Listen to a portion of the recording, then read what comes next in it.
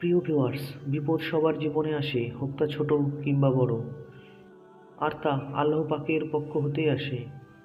আল্লাহ পাক সবই জানেন, সবই দেখেন, আর সবার ঈমানের পরীক্ষা নেন। আল্লাহ পাক পবিত্র কুরআনে বলেছেন, অবশ্যই আমি তোমাদের পরীক্ষা করব কিছুটা ভয়, ক্ষুধা, মাল ও জানের ক্ষতি ও ফল ফসল বিনষ্টের মাধ্যমে।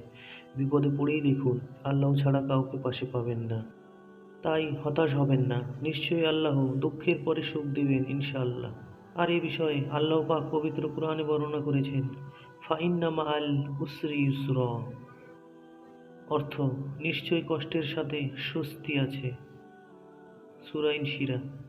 একদিন আপনি বুঝতে পারবেন আপনার জীবনে যা কিছু ঘটেছে তা আপনার জন্য উত্তম ছিল।